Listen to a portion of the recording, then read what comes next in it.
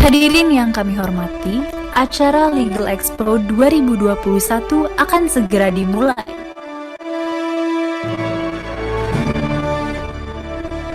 Para peserta dipersilahkan untuk mematikan mikrofon selama acara berlangsung. Untuk mendapatkan pengalaman Legal Expo secara prima, maka pastikan bahwa Anda memiliki koneksi internet yang stabil. Terima kasih.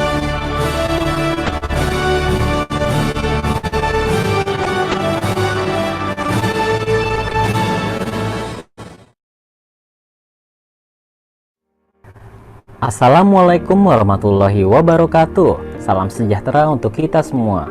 Selamat datang kepada Bapak, Ibu, dan teman-teman dalam Legal Expo 2021 yang diselenggarakan oleh alumni FHUI Angkatan 91 bekerjasama dengan IDLC dalam rangka Pearl Reunion. Rangkaian acara Legal Expo kali ini adalah launching buku yang berjudul Antologi Untayan Mutiara Hukum Lintas Praktik dan Sektor, berisi kumpulan tulisan pendapat hukum dari 24 penulis alumni FHUI Angkatan 91. Ada 29 artikel, 38 webinar, 48 meet and greet dengan kelas paralel 8 sesi setiap harinya, dan 50 podcast yang akan disiarkan melalui 7 stream podcast, yaitu Spotify, Anchor FM, Apple Podcast, Google Podcast, Breaker, Radio Public, dan Podcast Cast. Semua narasumber berasal dari berbagai profesi yang ahli di bidangnya masing-masing. Dalam Legal Expo ini tersedia juga kesempatan magang, mentoring, dan info beasiswa. Nah, buat yang ingin tahu lebih lanjut, jangan lupa cek website kita.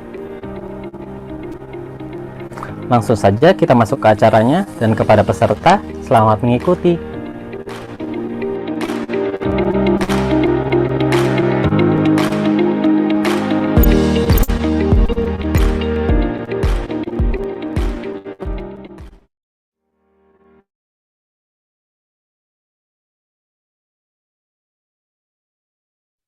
Halo, selamat siang kepada Bapak Ibu dan selamat siang kepada narasumber kita hari ini, yaitu Bu Sakura Yuki. Beliau ini adalah partner dari Kantor Hukum Haji Suara Bunjamin and Tanjung in association with Herbert Smith Freehills HSF. Halo Bu Yuki, apa kabar? Halo Glena, kabar baik. Kabar baik. Waduh, luar biasa. Bu Yuki, boleh dong ini dalam sesi meet and greet kali ini, sebelumnya kita kan udah pernah denger nih ya webinar kelasnya Bu Sakura Yuki nih. Sekarang kita pingin dong denger cerita pengalamannya Bu Yuki nih dari awal berkarir, dari lulus FH sampai sekarang bisa jadi partner di law firm sebesar HBT dan yang pasti berasosiasi dengan law firm asing. Itu seperti apa sih perjalanannya, suka dukanya gimana, jatuh bangunnya gimana? Ya pastinya namanya menjenjang karir itu ada titik di mana kita merasakan jatuh dan terus kita stuck gitu ya Bu Yuki ya, dan gimana kita menghadapinya. Aduh, kita menantikan cerita dari woman yang very inspiring ini. Silakan Bu Yuki. Baik, terima kasih Glena. Jadi mungkin saya sih udah nyiapin slides ya. Apakah sudah terima? Ya, sudah. Dari tim panitia boleh bantu di-share. Nah, terus kemudian sebentar ya, saya sebentar.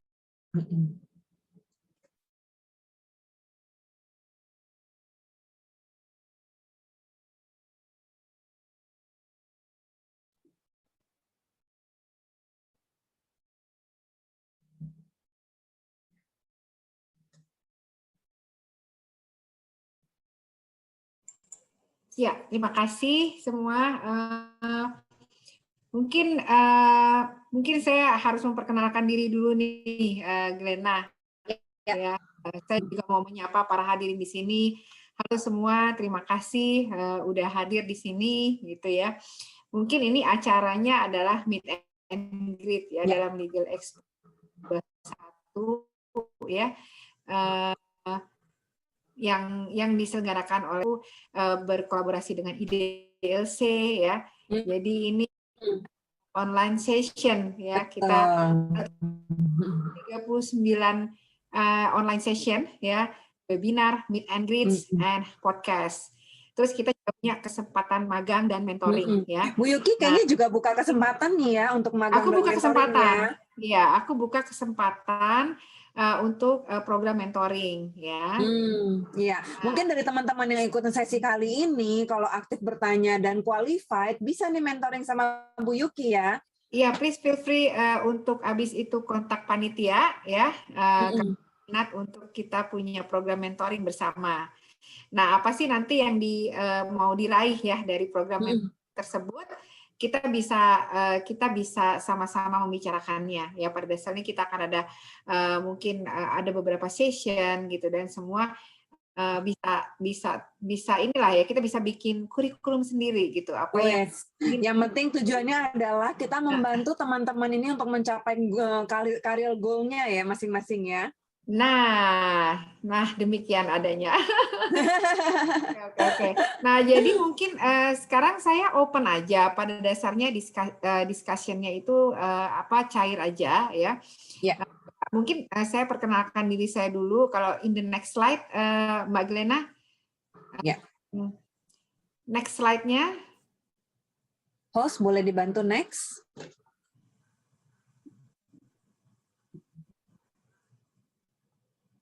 Host. Ya, kalau ada next slide ya. Lagi, satu lagi. Ya, ini dia ya. Jadi saya itu adalah corporate partner ya, corporate management partner di Hiswara, Bunyamin dan Tanjung. Diklik lagi mungkin itu ada in association with Herbert Smith Freehills ya. Kemudian saya punya judul tuh di situ Mbak Glena, boleh diklik lagi? Ya. Oke, meet and greet, your time will come. Waduh, ini benar-benar baru pembukaan aja aku udah terinspirasi nih. Jadi jangan terburu-buru ya, waktu kita akan tiba pada nantinya ya. Iya.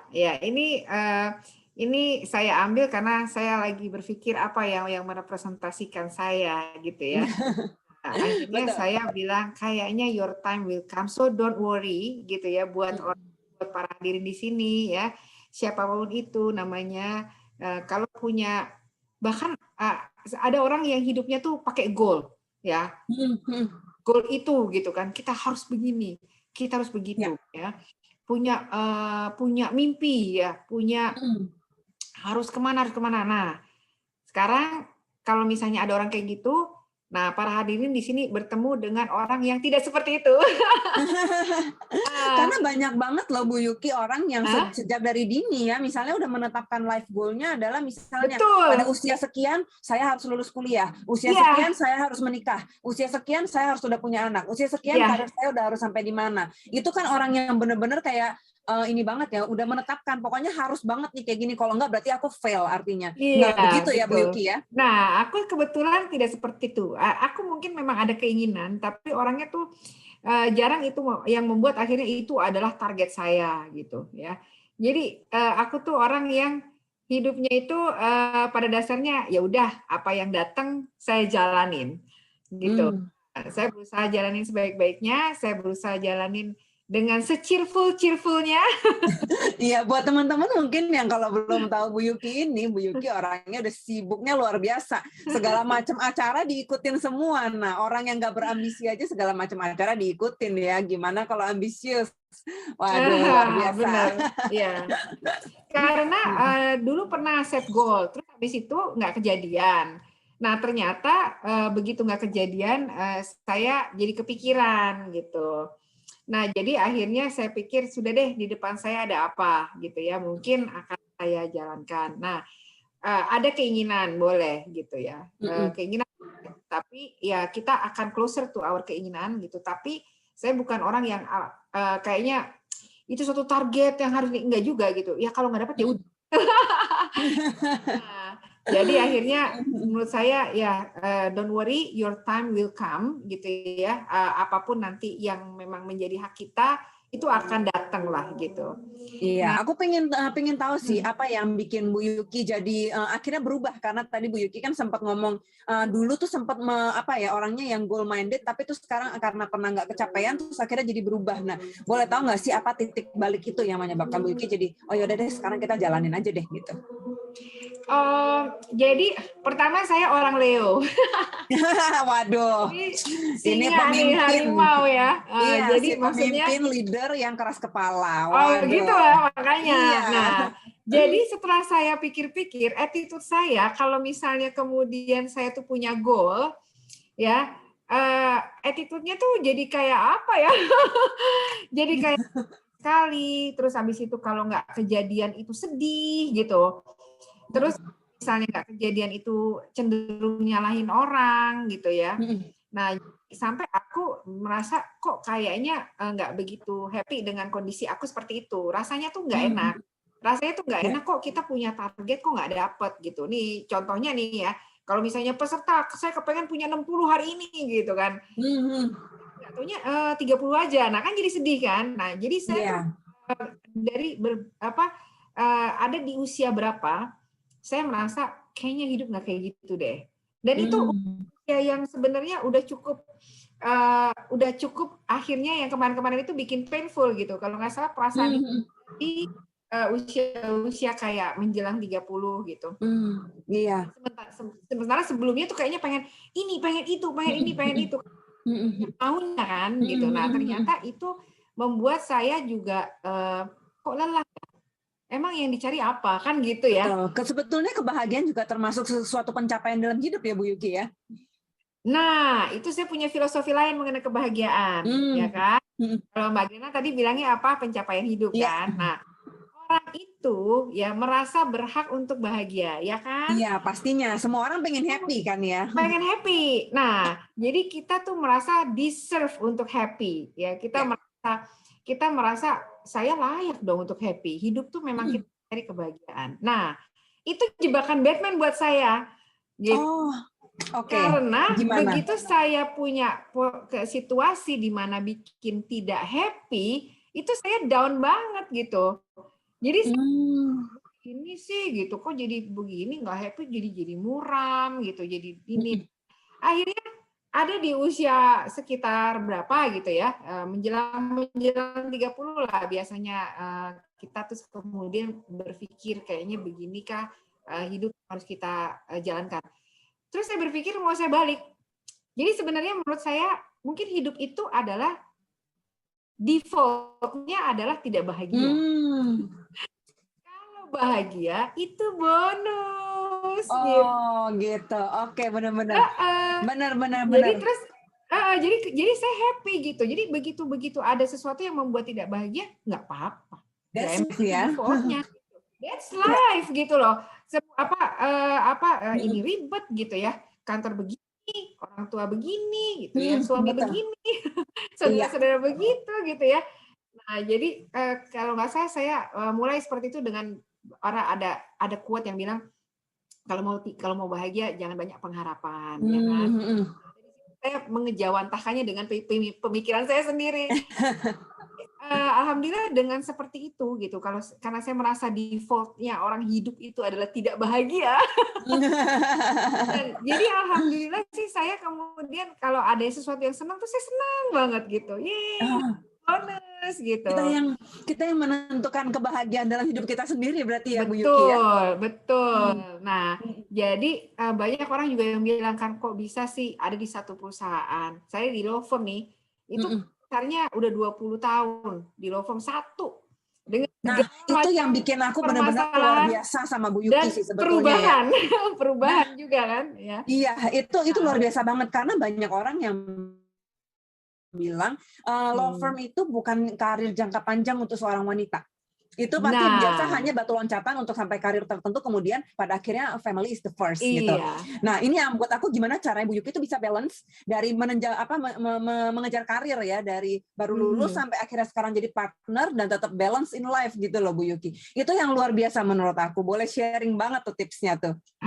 Boleh. Gimana ya? Balance atau enggak ini sebenarnya? Mungkin boleh Tapi cerita dulu jenjang karirnya, gimana naik turunnya, baru nanti gimana cara balance-nya nih.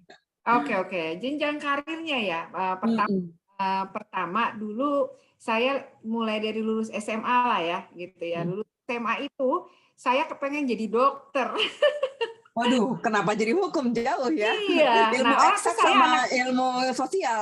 iya, terus saya anak IPA ya kan. Jadi pemikirannya ke situ gitu. Nah, ini nih yang seru, yang buat saya seru sampai sekarang. Makanya saya berpikir kayaknya memang hidup itu bisa dijalanin aja, ya kan? Nah, aku kepengen jadi dokter gitu. Pilihan pertama tuh UMPTN. Zaman dulu namanya UMPTN, Glena. Nah, nggak dapet.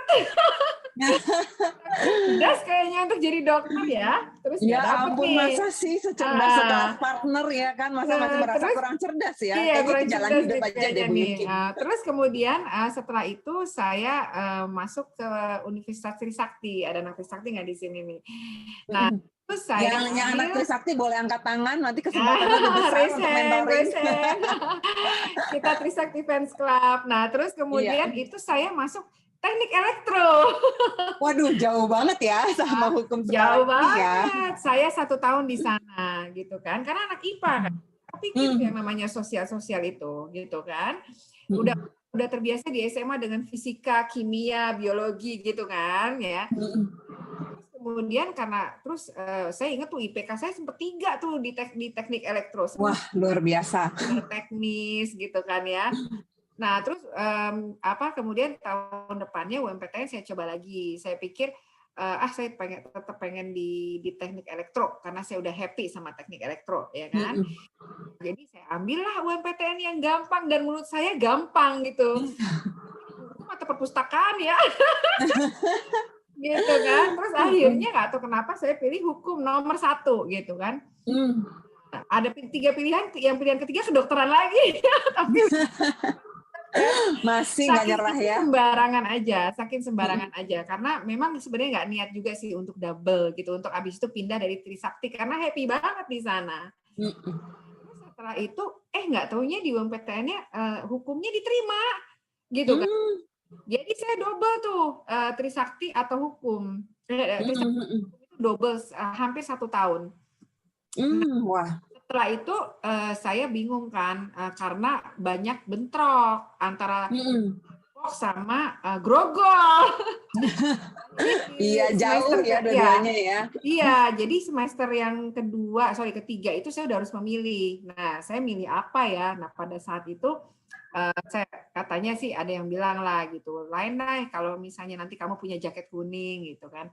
Habis itu banyak teman juga di yang kena masuk UI. Akhirnya saya lepas Trisaktinya gitu. Gitu. Masuklah sarjana hukum. Nah, sarjana hukum pun saya pengennya waktu lulus pengen jadi kerja di bank. Ya. Kenapa tuh pengen milih di bank pada waktu karena itu? Karena saya masuk ke bank saya seneng kok cantik-cantik gitu. Iya, karena di bank tuh kesana selalu mesti rapi, keren gitu ya. Exactly, gitu kan, kotak-kotak dan saya spesifik masuk banknya mau jadi teller. Karena saya senang aja ngelihat CS-nya ramai, gitu kan. Ya gitu, jadi akhirnya saya udah mau lulus, tiba-tiba saya ambil praktisi hukum karena yang saya kepikiran yang namanya hukum itu adalah jaksa, hakim gitu kan. Pokoknya berpraktek di dalam pengadilan. Jadi saya ambil seputar pengadilan ya pada waktu itu pemikirannya ya. Betul, saya nggak ngerti tuh ada hukum ekonomi dan segala macam. Yang sekarang saya jalanin ternyata hukum ekonomi gitu kan. Terus habis itu pas udah lulus teman saya bilang, mau nggak magang? Nah ini gitu kan ya, magang di Sumadi Praja dan Taher itu law firm gitu. boleh. Nah, disitulah saya masuk law firm dan sampai sekarang ada di law firm gitu kan. Wah, padahal Jadi, niat awalnya di bank tapi nggak pernah di bank malahan ya, nggak pernah kesampaian jadi teller. Bener. Malah mau jadi insinyur tadinya, teknik elektro kan gitu ya. Iya.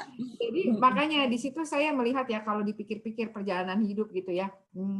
Apakah saya punya set a goal suatu hari akan menjadi partner gitu di law firm? Enggak.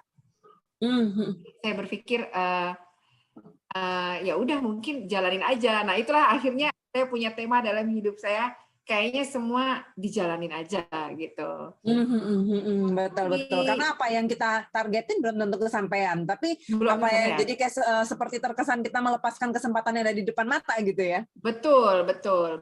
Nah jadi setelah itu, setelah saya masuk ke law firm ya.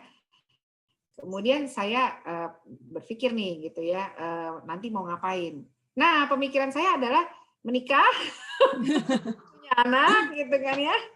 Iya. Terus abis itu nggak kepikiran akan jadi wanita karir gitu. Itu nggak kepikiran sama sekali. Waduh, itu sama seperti aku sih. Aku nggak punya ambisi dalam hidup. Kayaknya jalanin aja deh. Enak kan? Iya.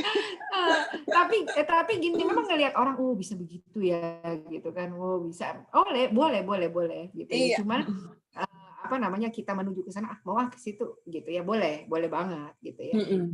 Mungkin karena saya orangnya kepikiran gitu, orang saya juga mungkin kadang-kadang di hal-hal tertentu nggak bisa santai gitu, ujiannya takut gitu kan, mau di tempat teman biar bisa fokus gitu kan. Nah, jadi saya berpikir kalau saya set the goal, kalau saya akhirnya bisa punya daftar keinginan gitu, saya akan menjadi orang yang sangat tidak menyenangkan. Orang sebel deh pasti sama saya. Karena Gitu memang aja. benar ada beberapa orang yang begitu ambisi sampai pokoknya gue harus jadi nomor 1 di kelas, dan itu memang terkadang jadi tidak menyenangkan karena kayak terkesan seperti setiap kali ujian langsung nanya, tadi kamu jawab apa? Kalian jawabnya apa? Pokoknya harus jawabannya yang paling benar gitu kan, kayak harus yang gitu. Jadi jadi sedikit kurang menyenangkan jadinya ya. Iya, kayaknya kurang menyenangkan deh saya kalau jadi orang seperti itu, maunya ini karena seorang banyak maunya. Iya. Gitu ya. Udah kalau sekarang abis itu saya udah ngerubah strategi hidup gitu agar lebih tenang ya. Semua jalanin aja gitu, Glena. Karena aku pikir perjalanan hidup aku dari kecil nggak ada yang aku rencanakan terjadi. Jadi udah direncanain nggak terjadi, mendingan kau saya ngerencanain aja gitu ya. Pengen jadi dokter nggak dapet, sementara dari kecil ngomongnya jadi dokter ya kan direncanakan. Masuk IPA direncanakan gitu kan, kok nggak terjadi gitu. Terus masuk teknik elektro, ya mikir mau jadi insinyur, nggak dapet juga. Yang nggak terbayang malah terjadi ya. Exactly itu. Jadi saya pikir ternyata hidup itu mungkin memang tinggal dijalin aja. Cuman resepnya adalah jalani sebaik-baiknya, ya kan? Kalau kita se-cheerful mungkin, ya dengan usia saya yang sekarang saya mulai memahami bagaimana sikap kita bisa annoying buat orang lain lah gitu ya. Jadi yang tenang, calm ya, keep calm. Gitu ya. Karena Ngopi orang dulu Leo ya. kan, orang Leo, jadi ini harus ekstra keep calm-nya gitu ya. Itu extra effort banget buat keep calm ya. Iya, keep calm karena Leo kan kalau orang nih imajinasinya gitu ya, suka marah, egois. Nah, itu akhirnya memang tantangan dalam hidup saya gitu untuk akhirnya bisa berubah. Karena habis itu ternyata enak dengan Sakura Yuki versi sekarang. Kayaknya gue lebih menyenangkan versi yang ini gitu ya. Betul, makanya ini saya kasih judul Your Time Will Come. So passing. Itu ternyata kalau misalnya memang udah haknya kita, ternyata dia datang. Iya, betul. Tapi kita harus kalau setiap kesempatan yang datang ke kita, make the best of it. Nah, itu yang tadi aku mau bilang. Walaupun nggak berambisi bukan berarti kita jangan ngejalaninnya asal-asalan ya Bu Yuki ya. Kita harus mengusahakan dengan yang terbaik gitu dari apa yang kita miliki begitu ya. Iya. Mungkin ya intinya kita harus kasih yang terbaik di dalam setiap detik kehidupan kita. Nah, the best version. Nah, kadang-kadang saya gagal. Pasti ya. Nah, aku menantikan cerita Kadang-kadang saya itu, aku nyebelin pengen juga tahu. kok. Atau enggak saya down juga gitu ya. Kok saya nggak bisa ini, kok saya kayaknya kurang pintar, kok kayaknya orang lain lebih hebat. Nah, itu jebakan-jebakan Batman menurut saya. Apa yang Bu Yuki lakukan dalam menghadapi kegagalan itu gitu? Apakah terus jadi ya udahlah tinggalin aja atau kita usahakan lagi gitu? Kegagalan ya. Nah, kegagalan. Jadi intinya itu kalau saya akhirnya berpikir ya, karena semuanya udah tinggal dijalanin aja, jadi memang definisi kegagalan itu apa ya nggak sih intinya? Ya. Nah, gitu. Apakah emang iya gagal? Karena memang untuk dijalanin aja ya fasenya lagi itu, gitu kan? Nah, jadi kita berusaha untuk mengalihkan lah ya. Kalau kita mungkin lagi merasa gagal, kita lihat lagi dari perspektif lain. Kita ambil hikmah, ya mudah-mudahan bisa bangkit lagi gitu. Oke. Tadi ini hanya suatu fase. Iya, betul. Tadi Bu Yuki sempat udah mention dimulai dari ngajak magang ke law firm. Nah, gimana nih caranya dimulai dari, kalau ya seperti yang kita ketahui ya, law firm itu jenjangnya tinggi banget. Pada saat di bawah tuh benar-benar istilahnya ya udah lo kerjain apa aja dah gitu kan ya, pada saat memulai karir gitu kan. Nah, gimana caranya Bu Yuki bisa sampai saat ini jadi partner di law firm sebesar ini dan sama law firm asing gitu? Nah, akhirnya nih setelah saya udah 25 tahun ya berkecimpung di bidang lawyering, saya nggak pernah jadi in-house. Nah, teman-teman saya banyak banget kan Legal Expo in-house kan? Iya. Ya, saya nggak pernah jadi in-house. Saya selalu menjadi lawyer dan saya akhirnya punya sedikit lah ya tema yang saya ambil ya, bagaimana untuk bisa survive di dunia lawyering ini gitu ya. Mungkin kalau bisa ada next slide-nya. Kayaknya next slide saya itu adalah sebentar, ada operatornya ya. Ini kantor saya ya, Hiswara Bunyamin dan Tanjung. Aku yakin teman-teman nggak ada yang nggak tahu HBT, pasti semua udah pada tahu karena keren banget. Gitu ya, betul ya, Hiswara Bunyamin Tanjung dan in association with Herbert Smith Freehills ya. Nah saya tuh mungkin kenapa saya bilang seperti ini karena saya juga nggak tahu tiba-tiba saya ada di level ini. Saya jadi partner di HBT, saya jadi international partner di Herbert Smith Freehills. Dan untuk orang perempuan, ya woman di HSF itu dihargai. Ya karena apalagi kalau di luar negeri itu kan nggak ada pembantu kayak kita. Ya udah sama suster gitu kan ya. Benar. Gitu kan. Nah, tapi ya, di luar negeri dituntut kemandirian yang sangat tinggi. Betul. Jadi kita tuh bahkan di HSF itu ada women club gitu ya. Gitu ya. Tapi intinya yang saya mau highlight di sini, saya juga alhamdulillah udah bisa menjadi local partner, udah menjadi international partner gitu ya. Terus kemudian work closely gitu sama foreign counsel dan foreign lawyer. Dan transaksi-transaksi yang saya kerjakan ya itu mayoritas itu adalah foreign client ya atau multinasional ya. Saya jarang untuk punya local client ya. Nah jadi nggak tahu kenapa itu dari zaman dulu dari Trisakti sampai ke sini ya. Dan saya nggak pernah mimpi gitu saya bisa jadi international partner gitu ya. Mimpi saya bisa ada di law firm yang punya asosiasi dengan Herbert Smith Freehills. Herbert Smith Freehills itu law firm Australia yang merger sama law firm UK ya. Jadi ini udah ribuan gitu ya. Jadi saya juga pernah ke London gitu. Saya juga pernah punya ada session di London gitu. Saya pernah session di Freehills gitu ya di Australia gitu ya. Jadi tiba-tiba saya ada di lingkungan yang dikelilingi international lawyer gitu.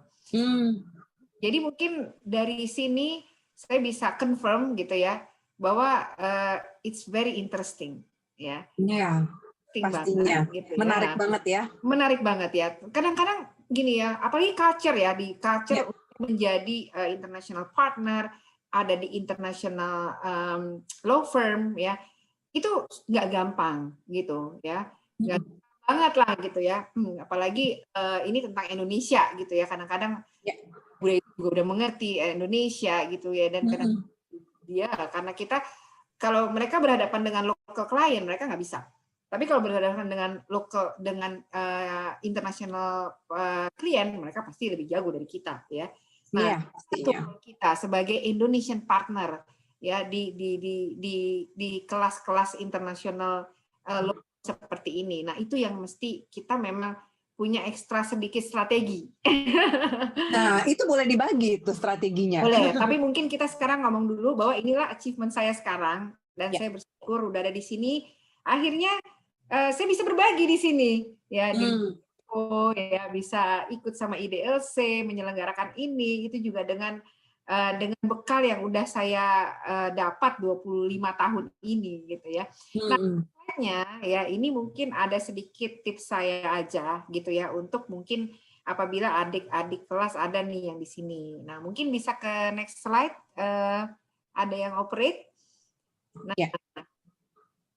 Nah, tapi intinya ini pre-graduate ya. Next slide lagi, kalau belum lulus dari sekarang. Nah, ini mungkin saya juga agak telat, makanya saya kasih tahu deh. Semoga lebih enak lagi ya untuk para yang mau lulus ini ya. Kalau kita kan udah terlanjur ya, udah lewat udah terlanjur, makanya jatuh bangun. Nah, sekarang nih ada tips nih dari saya, jangan jatuh bangun kayak saya. Language is a key kalau mau jadi international partner ya. Bahasa Inggris ya, saya juga nggak native ya, saya juga nggak native. Tapi ya harus bisa paling enggak untuk berkomunikasi ya, itu penting. Dulu saya pernah kan bahasa Inggris karena saya juga nggak punya pengalaman mungkin yang orang-orang curi start waktu kecil udah di luar negeri ya kan. Iya. Saya juga pernah sedih, aduh bahasa Inggris saya kayaknya biasa aja gitu kan. Nah, tapi saya dikasih tahu tuh sama orang HSF tuh, nasihatin saya dia, kamu nggak usah khawatir, kamu ada di Indonesia, ya walaupun kita semua tahu bahwa kamu ini bukan your mother tongue lah gitu, bukan tapi yang penting mau belajar ya kan. Nah, jadi kita harus balancing. Kalau language nggak bagus, kita harus ada yang kita sell lagi, apa yang harus kita jual lagi tentang diri kita. Nah, networking dari sekarang kumpulin yang namanya orang-orang ya, bikin tuh yang namanya database ya. Misalnya yang ini yang teman SMP, ini teman SMA, ini teman SD ya. Dan itu kalau misalnya punya kesempatan untuk memantau mereka di mana, tulis. Misalnya dari sini pindah ke sini gitu kan ya. Dari dulu di law firm, sekarang udah pindah ke Bank Permata misalnya, tulis ya. Nah, jadi itu akan membiasakan ya adik-adik atau siapapun sekarang ya hadirin ya untuk akhirnya memaintain database untuk networking kalian nanti. Pada partner ya, itu penting networking itu ya. Nah, waktu kamu membangun karir, nah itu juga bagus juga gitu ya untuk networking gitu. Maintain your contact, benar banget Mas Nong ya. Nah, ini kebiasaan ini itu udah dari kuliah, tolong ini ya bisa dimulai ya. Nah, terus kemudian grab opportunities, apaan aja ya. Kalau disuruh nulis, speaking gitu ya. Kalau ada suatu perkumpulan ya, ada suatu asosiasi gitu ya. Kalau itu banyak lah ya, itu jalanin, namanya kita grab opportunities ya. Nah, kontak database ini tadi saya bilang ya, tadi networking maksudnya organization dan event. Kontak database ini jadi per kategori, update, initiate discussion. Jadi nanti dari si kontak database itu kita bisa terakhir kapan sih kita ketemu itu bisa gitu ya. Dan ini makan waktu banget. Makanya bisa dilatih dari kecil. Nah, satu lagi balancing ya. Balancing itu intinya jangan lupa lah belajar dan main. Work hard, play hard ya. Work hard, play hard gitu ya. Kadang nggak usah terlalu belajar terus gitu ya. Kalau saya punya tips seperti itu. Jadi hidup yang di tengah-tengah aja gitu kan. Iya. Di tengah-tengah aja nextnya udah nih, jadi partner ya Bu Yuki ya, apalagi kalau belajar tengah-tengah terus aja ya. lah. Nah, terus sekarang lulus nih ceritanya nih ya. Nih, nextnya adalah ini tips dari saya ya. Nextnya adalah ya, buat saya permulaan lulusan sarjana don't be too picky ya. Kadang saya menemukan Rata-rata orang, semua narasumber bilang begitu, jangan picky, apa yang ada iya, ambil aja dulu kesempatannya. betul ya. Ada yang mikir saya mau di law firm atau enggak di law firm ya kan. Ada yang kalau law firm maunya yang ini gitu kan ya. Yang itu nggak mau. Kalau misalnya apa perusahaan juga ini. Menurut saya attitude itu kalau bisa dihilangkan gitu ya. Ingat, time will come ya. Ya. Kamu pada dasarnya tidak akan pernah salah pilih menurut saya dengan filosofi hidup saya bahwa kita hidup tuh dijalankan saja, apa yang menjadi hak kita akan datang gitu kan.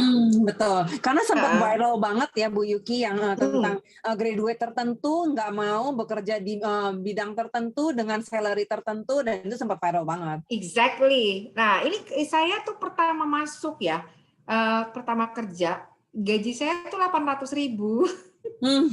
Terus saya pulang ke rumah, terus saya bilang, Papa, saya diterima loh, Pak, gitu kan.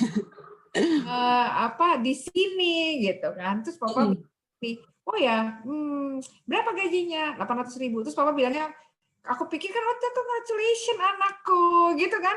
Iya. Capek-capek Papa sekolahin kamu gajinya segitu.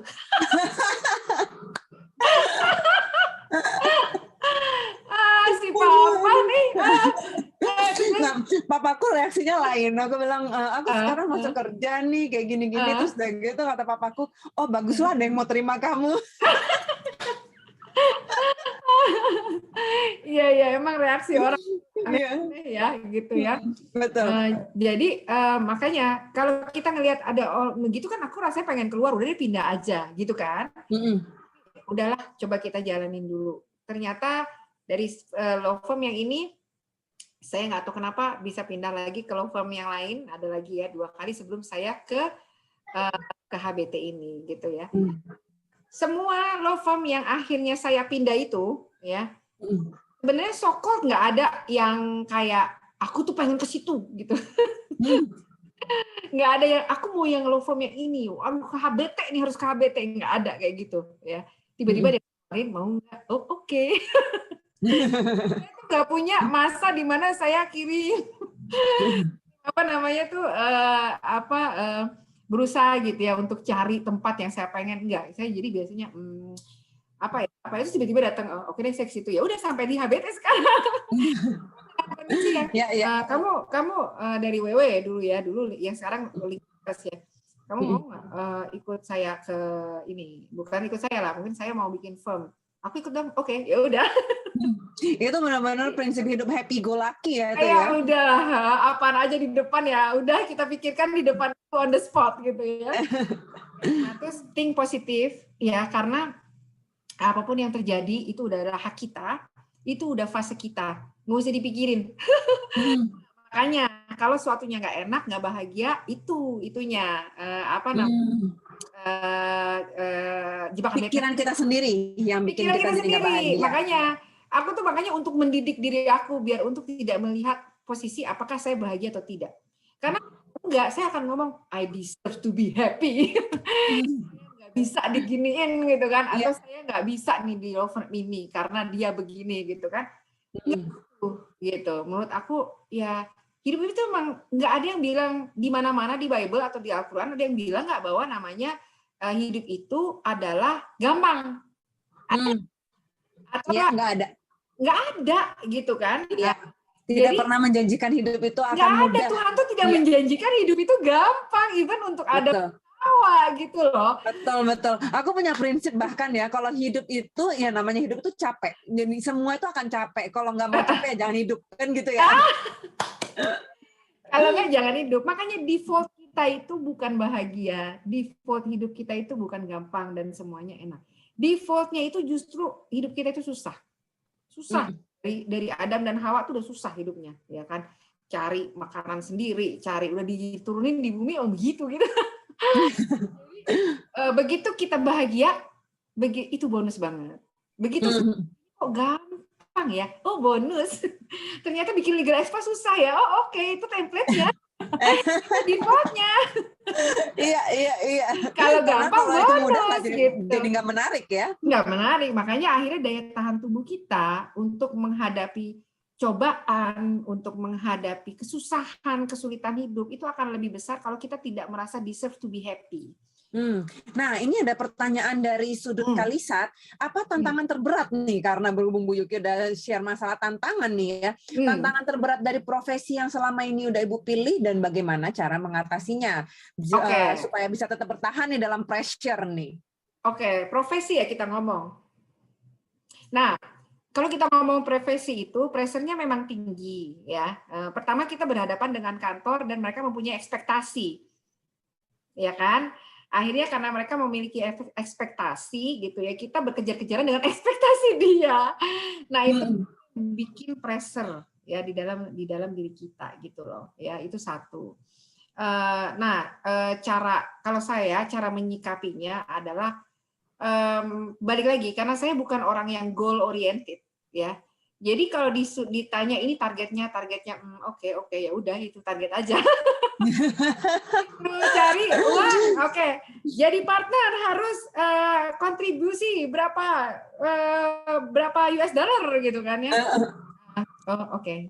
Akan berusahakan penuhin itu gitu ya. Iya, itu akan bikin pressure kan gitu ya. Jadi kita berusaha aja, oke, kita tahu aja itu cuman habis itu saya taruh di bawah di laci saya ya, goal itu ya, saya nggak pikirin sama sekali. Itu hanya ekspektasi orang buat saya. Tapi nggak ada yang bisa ditawar bahwa saya harus berbuat terbaik. Nah, mungkin itulah yang harus dijalankan. Itu kalau profesi ya. Profesi kalau kayak di international law firm kayak saya, ada yang namanya culture. Aduh, foreign counsel dengan Indonesian partner kadang-kadang memang beda ya. Cara perspektifnya segala macam ya. Nah, itu akhirnya rawan konflik ya. Nah, dari sini tips saya adalah cara juga saya dan itu berat loh. Saya nggak ada yang mudah ya Bu Yuki ya. Itu nggak ada mudah, nggak ada mudah ya. Jadi tips saya adalah jadi orang sefleksibel mungkin. Itu lebih enak untuk menghadapi perbedaan dan perselisihan. Tapi kalau kita hidup dengan prinsip saya tidak bisa diginiin. Pokoknya gue nggak akan pernah kayak begitu. Nah, itu berat ya. Nah, itu susah sendiri. Benar, sendiri ya. Akhirnya kemerungsung sendiri. Kalau saya sih, orangnya begitu ya udah gitu ya. Jadi maafin diri sendiri, maafin orang lain gitu kan ya. Terus setelah itu ya itu profesi ya. Ini banyak sih kalau kita ngomong profesi, saya udah 25 tahun di kantor yang sama. Jadi saya mungkin bisa ngomong 2 jam sendiri gitu ya. Tapi ada lagi yang namanya klien. Nah, jadi tantangan terberatnya itu adalah kadang saya pernah klien nggak happy itu saya down banget. Ini benernya ada pertanyaan dari Muhammad Ali Akbar. Gimana menjaga eksistensi supaya menarik klien? Nah, kita gimana maintain klien kita atau bahkan dapat new klien gitu? Betul. Nah, jadi pertama, jadi kalau mau dibilang ya tantangan terberat itu adalah perasaan kita itu. Kita nggak bisa down. Ya, jadi kalau kita down itu di kantor itu jadi merembet. Efek domino. Nggak happy sama partner, nggak happy sama kantor, sistem kantor salah karena kita nggak happy. Pulang ke rumah, kena lagi lah yang namanya keluarga. Nah itu tuh yang down itu pressure ya. Makanya saya pikir kenapa orang bisa naik ke atas? Ke atas ya. Ini ke atas nggak sih namanya partner? Gimana akhirnya bisa jadi promosi dan ada di puncak jabatan ya. Itu adalah orang yang bisa menghandle pressure. Orang pinter banyak. Tapi saking pinternya dia mungkin nggak bisa jaga balancing ya pressure itu dalam dirinya. Akhirnya berhenti. Udah aku nggak mau jadi lawyer. Atau mutung gitu ya Bu Yuki ya. Mutung, benar, itu dia mutung. Jadi orang pressure-nya itu berdampaknya jadi ke negatif ke yang lain begitu, nggak bisa exactly. diredam begitu ya. Nah, jadi untuk tetap eksis di dunia, jadilah orang yang fleksibel, ya kan? Jadilah orang yang bisa self-motivated namanya ya, memotivasi diri sendiri ya. Jadi kalau misalnya kita lagi down, gimana ya memotivasi diri sendiri? Yang ini lagi down nih, gitu kan ya?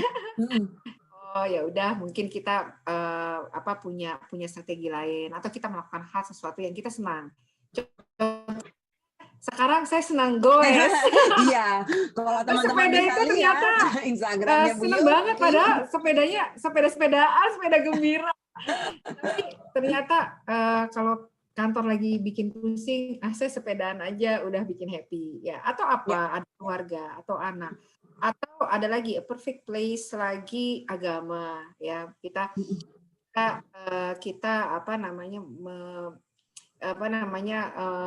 lebih lagi mempelajari agama gitu ya.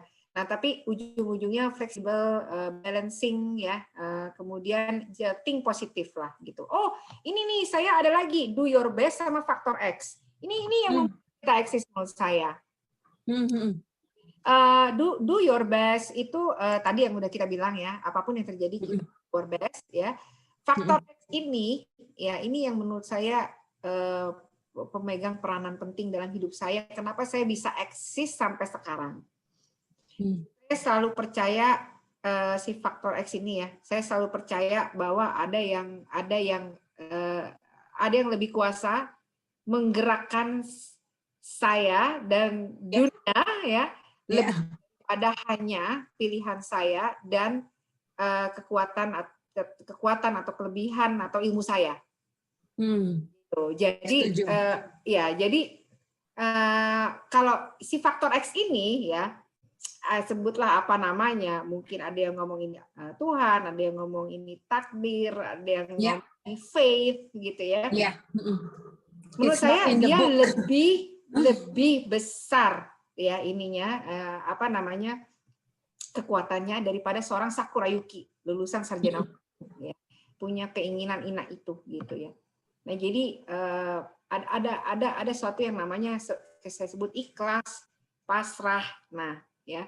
Jadi setiap ada pressure ya, klien mungkin happy atau klien nggak happy, ada juga supervisor kita, bos kita, dia tiba-tiba kok ini sulit sekali sih bos baru ini gitu ya. Oh, ini susah banget sih sistem, kenapa begini ya? Bisanya mau nyalain aja gitu ya. Nah, itu tuh ciri-ciri saya kurang faktor X. Karena kalau ada faktor X itu ya berarti kekuatannya lebih besar ketimbang kekhawatiran kita ya, ketimbang pikir kita yang nggak nyampe kenapa bisa begini ya gitu. Ya ikhlas gitu. Iya benar-benar. Ini sama kayak Pak Nongki nih ya yang komen ya. Begitu ketemu tembok ya udah belok kanan atau kiri atau bahkan kalau perlu mundur biar kita bisa lihat jalan lain. Iya, betul. Kita gini, terus kenapa ada tembok di depan? Kan gitu pertanyaannya. Tapi itu lucu, itu memang saya dari dulu ya. Kalau saya nyetir, zaman dulu, di depan saya kan ada tuh jalur kanan yang paling cepat, ya kan, lampu kiri paling lambat, ya tengah itu ini kan, tengah itu ya antara itu gitu kan ya. Saya punya teman sebel banget kalau ada orang mobil jalan kenceng, jalan lambat tapi di sebelah kanan. Iya. Sama dia tuh nggak tahu diri, nggak tahu ilmu, nggak tahu apa. Pelan aja 30 km/h kok di sebelah kanan gitu. Kalau saya gini, ya belok kiri aja, terusin aja. Salip aja ya. Salip aja, susah amat sih gitu ya. Nah, ternyata saya sih merasa saya bisa bertahan di sini dengan segala pressure yang ada ya, termasuk kita kadang-kadang down, kita kadang-kadang cobaan hidup itu bertubi-tubi ya, berat gitu loh. Ya sesuatu yang nggak enak bikin kita nangis, bikin kita mungkin galau gitu ya. Ikhlas saja itu adalah suatu fase. semoga kita dapat bonus. Tidak begitu. Ya, amin gitu ya. Gitulah. Oke, boleh. Nah, kalau gitu next slide mungkin saya udah selesai ya ini ya. Ini udah tinggal 5 menit lagi mungkin. Boleh. Bisa Sekarang kita cepat. coba. Ini sebenarnya sampai sebelum kita lanjut, kita ke building your career. Saya cuma mau kasih tahu, kayaknya ada sesuatu sebelum ini ada. Nggak ada ya. Ya udah, oke, apa-apa. Ya udah. Ini kalau gitu udah. Saya cuma mau kasih tahu building your career. Ya nanti akan ada yang namanya sektor. Ada nggak setelah itu? Next-nya udah nggak ada ya. Mungkin kehapus. Jadi sebenarnya, nih sektor fokus ini yang saya mau cerita. Jadi di law firm itu ada contentious dan ada non contentious ya. Kamu mau jadi dispute partner yang kerjanya dispute mulu, aduh, panas ya. Atau non dispute partner ya, yang seperti saya komersial M&A itu non dispute. Nah, jadi terus di law firm itu bisa berbagai macam praktis. Ada corporate, banking and finance, intellectual property, competition, ya kan. Ada energy, ada capital market, ya. Nah, terus kemudian ada yang namanya sektor fokus. Ada lagi next-nya, sektor fokus itu bisa dilihat misalnya, kamu ada di TMT bisnis, ya, di media bisnis, ya. Kemudian, nah ini nggak ada ya. Jadi ada yang namanya sektor. Sektornya apa? Komersial kah, gitu ya. E-commerce itu berarti konsumer atau healthcare. Nah, itu tuh banyak banget di law firm. Nah, jangan bingung ya. Nanti kamu berkembang dengan pengalaman yang datang sama kamu. Jadi jangan milih-milih pekerjaan menurut saya, gitu. Saya dapat sekarang healthcare. Oke. Tapi saya nggak mau healthcare. Saya maunya energi aja. Mau yang kayak si Hendar tuh atau yang mau kayak Bang Riko gitu kan. Kerjanya adalah mining oriented lah gitu ya, semuanya mining, serba energi. Nggak usah kayak gitu, jalanin aja. Nah, nanti pada masanya, karena kita sering melakukannya dan kita akan menjadi ahli di dalamnya. Ya, masuk mungkin saya karena dari dulu kerjanya due diligence dan M&A, akhirnya saya merasa saya M&A partner gitu. Tapi core-nya saya nggak main banking gitu. Banking heavily regulated gitu ya. Perusahaan telekomunikasi gitu kan, perusahaan healthcare gitu, Sime Darby Healthcare itu Premier itu saya bantu Sime Darby itu untuk joint venture dengan Ramsay di sini gitu, Sime Darby Ramsay. Nah, jadi nanti akhirnya akan terbentuk sendiri dengan pengalaman. Yang penting begitu ada pekerjaan kerjakan dengan baik dan benar. Nanti pasti jadi ahlinya. Wah, seperti itu. Iya, Irena. itu penutup yang kuat banget ya. Pokoknya intinya apapun itu usahakan yang terbaik karena usaha itu nggak akan pernah mengkhianati ya Bu Yuki ya. Betul. Mungkin ya. satu yang terakhir ya. Aku boleh gimana dannya apa dulu? Nggak apa-apa. Time will come. Oke, time will come. Kalau misalnya gini, kita berharap, aduh kok klien saya sih ini aja. Jangan khawatir ya. Terus berusaha. Nanti akan dapat suatu hari klien model yang mungkin kamu inginkan. Iya. Nah, tantangannya adalah bagaimana setelah itu begitu datang kita respon baik dan kita bisa naik tingkat. Biasanya kalau kita pengen banget ini, terus kita ternyata nggak baik juga, mutu, marah juga nggak bisa. Akhirnya orang nggak nyaman atau klien nggak nyaman. Akhirnya kita nggak naik tingkat gitu kan. Tidak dapat kesempatan ya kasih berusaha dengan baik gitu. Iya, siap. Dan yang terakhir sebelum kita mengakhiri sesi ini, pertanyaannya yang ingin semua orang tanya adalah, Bu Yuki vitamin dan suplemennya apa? Energetik banget. Nah ini dia nih, kayaknya saya udah pernah juga ngomong sama Mbak Catherine Grace ini. Saya suka nanya, ini apa sih? Saya sebenarnya nggak makan vitamin apa.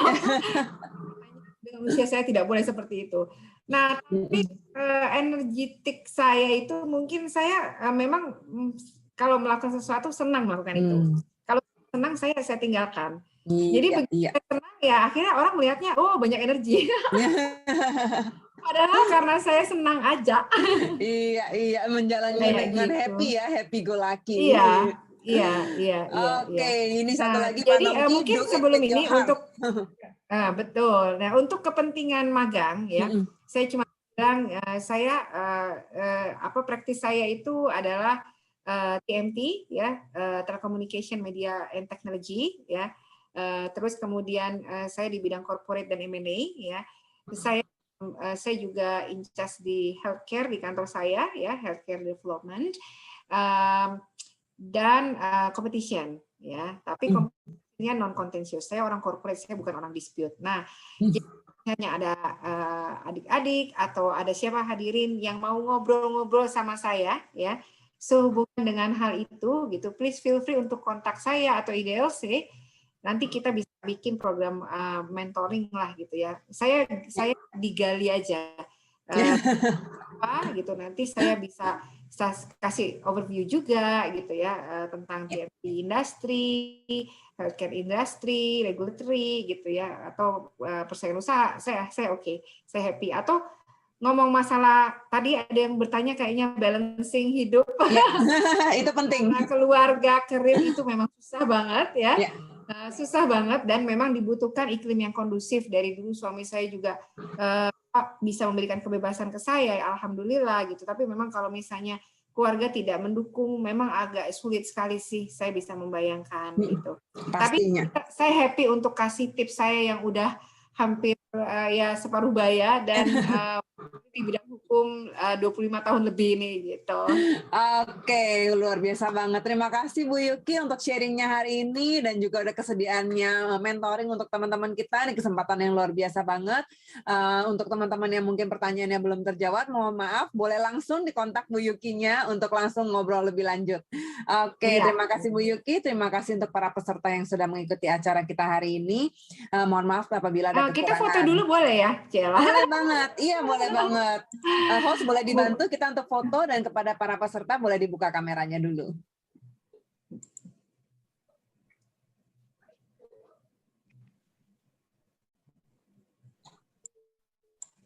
Baik, saya foto ya. 1, 2, 3. Slide 2, 1, 2, 3. Selesai. Terima kasih. Makasih ya. Terima kasih host. Sampai jumpa. Sampai jumpa.